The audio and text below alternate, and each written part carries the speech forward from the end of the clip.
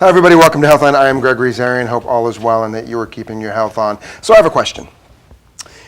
With it being summer and we're going into fall and we're all paying attention to our weight and we don't want to put on weight and keep weight off, there's two places in our body that we use excessively.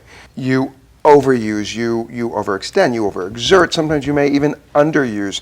They get tired, they get exhausted. You wear the right pieces, the wrong pieces. You don't have the right size, you have the wrong size. And sometimes at the end of the day, you are just hurting because of overuse. Do you know what we're talking about? We are talking about your feet.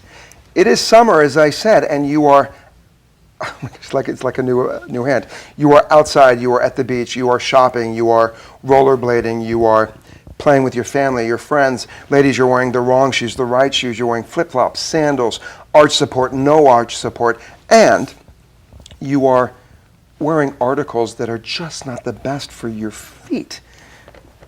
Your dogs get tired, and at the end of the day, you have to take care of them. But here's the thing. Did you know that one of the most common foot maladies or injuries is called plantar fasciitis? You are in unbearable pain, you don't know what to do, you stretch, you take aspirin, ibuprofen, you do everything you can and it doesn't go away. So, to help you with your feet, to help you with your plantar fasciitis, and answer all you need to know about your foot, I brought in two of the best from Glendale Adventist Orthopedic and Spine Center, Dr. Philip Shoup and Dr. Hermos Ivajian. Gentlemen, how are you? Doing good, excellent. How are you? I'm fantastic. Good. Love that I have a prop today. So, gentlemen, as I was doing in the intro, we put so much wear and tear on our feet, especially during the summer season. We can sprain our toes, we can break a toe, we can hurt our ankles, but plantar fasciitis is common year-round. Where does it come from and why do we get it? Well, that was a good introduction, by the way. It's the most neglected part of the body is our feet. And plantar fasciitis basically, as the name indicates, is the inflammation that you get on the bottom of the foot. There's a ligament on the bottom of the foot that ligament connects basically the heel to the ball of the foot, just like you're shown right in the there, picture. Right. Guys, can we, right there where I'm showing, where you see the red? Yeah, just like we see on the model, and I will see that ligament is very thick, and when it gets inflamed, where the red area is, you get a lot of pain that may shoot all the way to the toes, and people have excessive pain when they get up first thing in the morning with the first couple of steps, and they feel like the pain subsides as they do a little bit of stretching or they walk. Which is key, because if they do a little bit of stretching, it subsides. Right. So we need to revisit that. Doctor, please. Other symptoms, then the more time you spend on your feet, a lot of times that discomfort will return.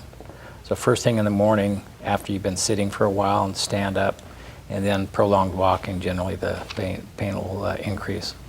And does the pain, and the pain of course goes from the bottom, and it can also travel to the top of the foot as well? Yeah, most of the time it's in the bottom of the foot. Generally it's located in the heel, but it can extend anywhere through the course of the fascia, which extends up to the toes. And is this, well, a couple things. It's an injury. So does it happen because of overuse? As I was saying, it could be overuse is one of the indications, obviously, and it could be like people who overuse it. So sometimes it has a lot to do with the mechanics of the foot. You know, some people have flat feet, some people have high arch feet. Both of them put a lot of pressure on the ligament on the bottom of the foot. And you got to realize women, because of the type of shoes they wear high heels. All of a sudden, they wear flats and flip-flops, and that puts a lot of stress on the ligament, and that causes a lot of pain, inflammation. Does have a lot to do with the mechanics, does have a lot to do with the overuse, just like you indicated. It has a lot to do with the injury. Could be somebody playing basketball, summertime. Comes all the kids start running barefooted around the pool, and obviously that kind of irritates the ligament even more and causes basically subjects the people to this problem. And because of this, the way they walk, and sometimes they start getting other problems like pain on the side of the ankle or even in the ankle joint itself. Okay, so this is what I want you all to do. I want you to all take a deep breath in your nose and out your mouth. And we're going to just do a little stretch in our chair. Take your feet and go all the way up on your toes. Go up and down just like this, like you're doing a calf raise, but stretch out the bottom of your feet. When we come back, we're going to share with you more about plantar fasciitis, what to do, how to take care of it, and some really great treatments offered at Glendale Adventist Medical Center Orthopedic and Spine Institute. Ready? Breathe in. Up and out. do not go away.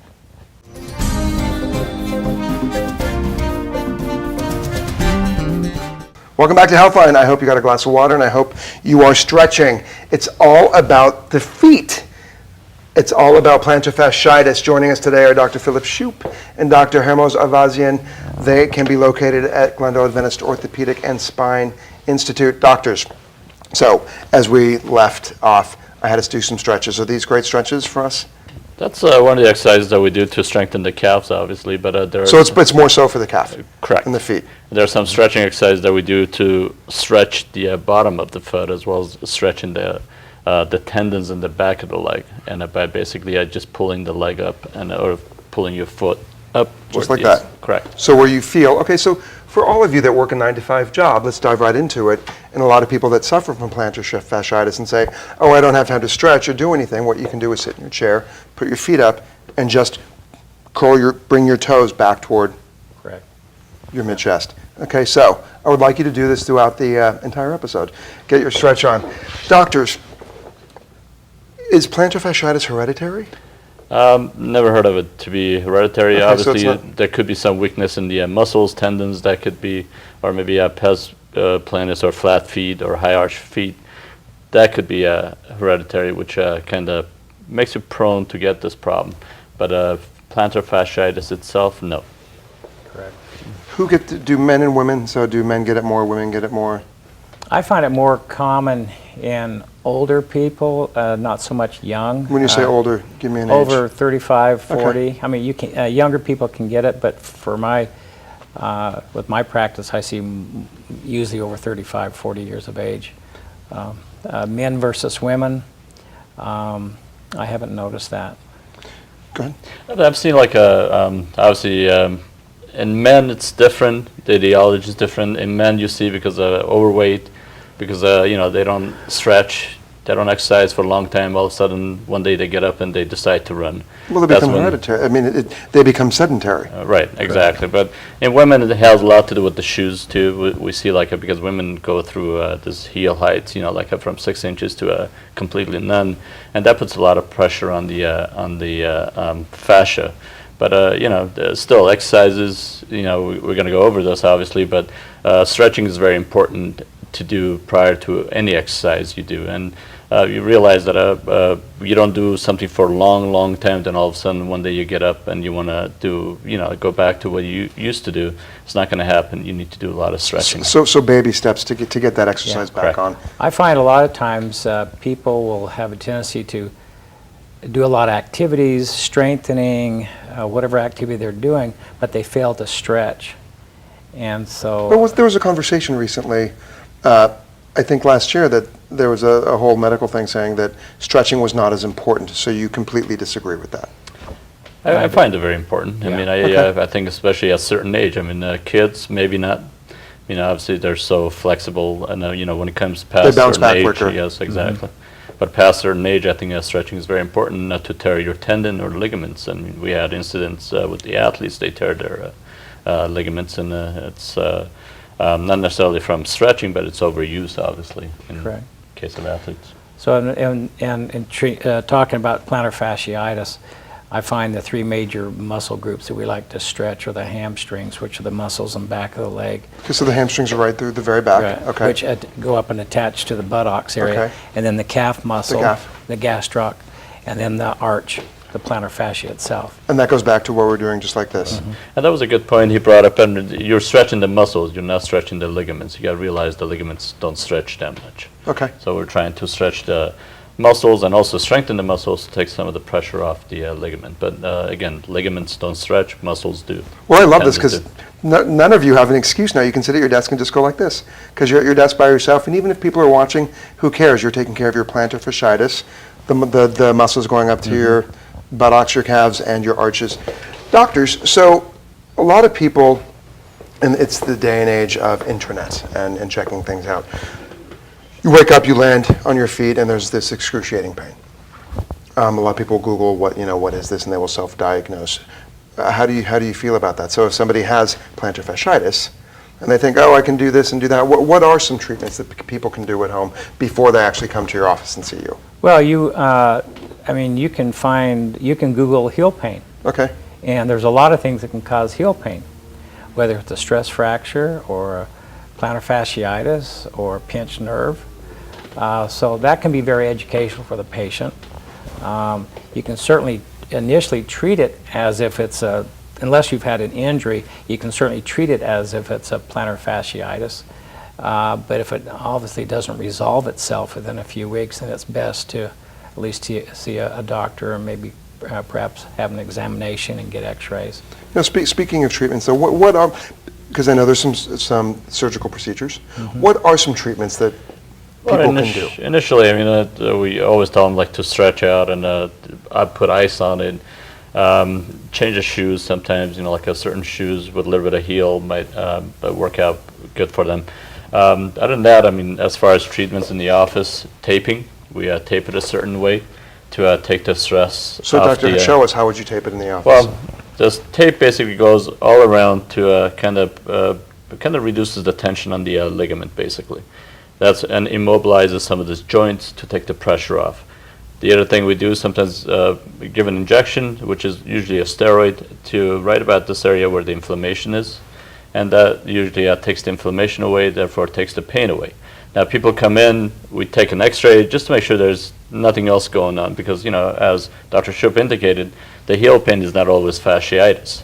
Now the purpose of taking the x-ray to check the bone, sometimes we see a heel spur, which is basically a bone growing from the bottom of the foot, from the heel bone. But that heel spur by itself doesn't mean nothing. Okay. It's not something that we rush into necessarily operate on just because you have a bone growing over there.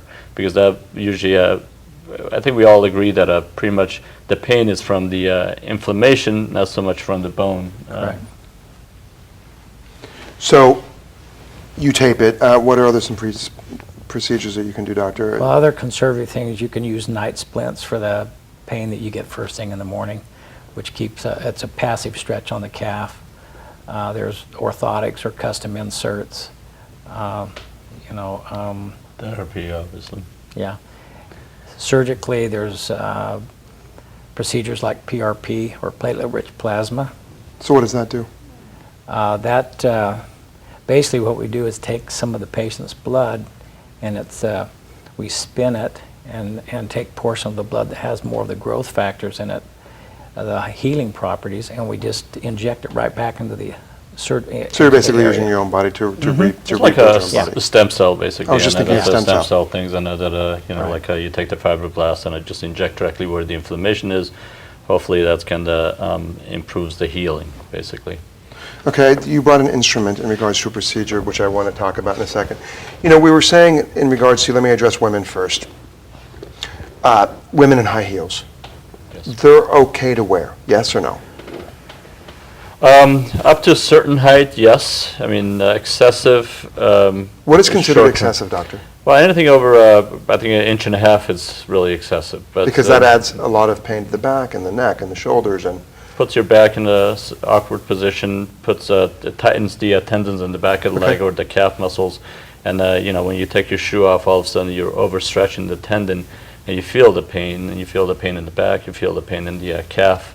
So anything over inch and a half, it's considered too much. So just say a woman wants to wear the 6-inch heel, and just say she wears it in confidence and she's fine. What is a great remedy after she's done with her evening or afternoon in regards to taking care of her foot? Simple couple minute stretches, the calf muscle, the arch stretch. And so just going back to this. Yeah, or you can step on the stairs and drop the heels down Okay. below the forefoot. You can do the wall stretch. And these Okay. things are... And we'll do those Yeah. near the end of the show. These things take just a couple of minutes. Okay, and so preventatively, ladies, if you love wearing your high heels, Dr. Avazian is recommending 1 to 2 inches. Dr. Shoup says that it's okay to wear a high heel. However, to protect yourself and take care of your back and your spine and your calves, take off your shoes and just do a simple calf raise like this. If you don't have stairs, do it in a doorstop. If you are out somewhere and you have a couple moments, actually doing it at the little, the parking brick that separates, because I do calf raises sometimes as if I'm waiting for someone, or even on the side of a curb. This is all about preventing plantar fasciitis. When we come back, we'll address you gentlemen in regards to what shoes are good and what aren't good.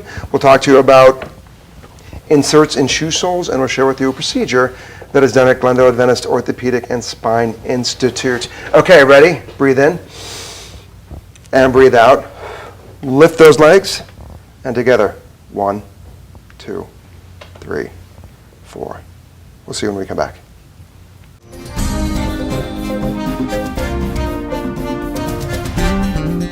Welcome back. You know what? I can see you. Lift up your legs and start pulling your toes toward your torso, and you are stretching out your calves, your hamstrings, leading all the way up to your behind and also your arches. It's all about feet and the number one foot injury, plantar fasciitis. Joining us is Dr. Philip Shoup and Dr. Hermos Avazian from Glendale Adventist Orthopedic and Spine Institute. Doctors, so I'm doing this correctly. Correct. Loving that. We talked about women in heels. You know, with men, are there proper shoes to wear? Well, I mean, for everyday use, obviously, if they can, tennis shoes would work out really good. Okay. I mean, it's because they do have a little bit of support in there. They're well cushioned. They do have a little bit of lift in the heel, and so they work out pretty good. So you're an advocate, both of you, for arch support. Yes. Okay. Some type of arch support or a good supportive cushiony shoe. Instead of the hard-soled shoe, Okay. more cushion and support. Yeah. Men are not as attentive to their shoes per se as women, unless it's a designer dress shoe. Can shoes be too small? Of course, and with both. I know. We think, oh, it's tight, but sometimes it's going to stretch out. How bad is that for your foot, and does it attribute to plantar fasciitis? Not so much for plantar fasciitis, but causes other problems. Okay. Could be, some of the bunion deformities, hammer toes, which are basic contraction in the toes. That might be because of a tight shoes. The plantar fasciitis, if you have a hard sole shoe and or it's not well cushioned, those things would contribute to the plantar fasciitis, especially if you have flat feet, high arch feet. I mean, those are the considerations you need to make in getting shoes. And that means you go to a foot specialist. Like if you go and you want to get a great running shoe, go to special companies like Runner's World or the Foot Locker, or places that specialize in regards to your type of foot and what's best for the impact and the mobility and what you need. Well, you can just go to a good sporting goods store. Because sometimes you can buy the wrong shoe. Yeah. Correct. But generally, you can find a good supportive shoe if you just take enough time. So I don't think it's necessary to go to a specialized store. I mean, you can get a great shoe at a good sporting goods store. Many times you have to try a lot of shoes on, but you'll eventually find a shoe that you really like and that's comfortable. I love that you said take your time, Dr. And Avazian. one thing I was going to tell you about the shoes. Please. Certain shoes make your foot go certain ways, like go out. Certain shoes The make you, pronates. Exactly. Certain Pronator, shoes make you supinator. supinate. So yeah, you have to try them on, just like Dr. Shoup indicated, and see what's comfortable for you. And just remember, like, not every Nike shoes is good for you. It might be New Balance. It might be a different style shoe that might work out better for you. And running shoes, be very careful, because runners, this is kind of the thing that we see a lot in runners, and the shoes wear off, and they keep using the same shoe Loses over tread. and over, and that kind of adds to the problem. So make sure you change the shoes frequently if they weren't. And one thing too, though, is a running shoe, a flat surface shoe, is very different than a hiking shoe and a trail shoe, because I'm a big trail runner. So I got a shoe specifically for trail running. And same thing, when you're a man and you're wearing your shoes and you're done with your day, take off your shoes and do some stretching. You can do this, you can do what we're talking about, lifting the calf and the arch and all of that. Doctor, so you were saying earlier, Dr. Shoup, that 90% of this is treatable, yet there are procedures that somebody will have to go through, and you brought an instrument for a procedure called 10X. Sure. What is that? Well, anyway, real quickly, I find in my practice 80 to 90% of my patients will get better with conservative treatment, and I'll generally send them through physical therapy, the stretching, the night splints, all that. And it doesn't just happen at your office, though. If you give a patient physical therapy to do at home, you have to do your homework, which is you are your own homework. Right. Because a lot of people think, oh, I'm going to the doctor's, it'll get fixed there, and it doesn't happen that way. Right. And so generally what I'll do is make sure the patients go through their conservative treatment program for at least 3 months, 3-4 months. Okay. And then If that treatment has failed, which might include maybe one steroid injection, but they've done all the other procedures, and they're getting frustrated, then we start talking about other procedures we can do. Such as? PRP. PRP, what we talked about, and then you said... Shockwave therapy, coblation, and using ultrasound. It's called the 10X. Can you share with us what that is and what that does? This is an ultrasound guidance system. With this condition... Can you hold it up for us, Doctor? Sure. Perfect. With plantar fasciitis, especially with chronic, on ultrasound, it has a particular color, and you can, on the screen, when you use ultrasound, you can really pinpoint the diseased area. Okay. And the 10X Health procedure addresses the bad area in the fascia, which you can see on the screen. And this is the little probe or debrider, ultrasonic technology, which will do using a very small stab incision into the heel.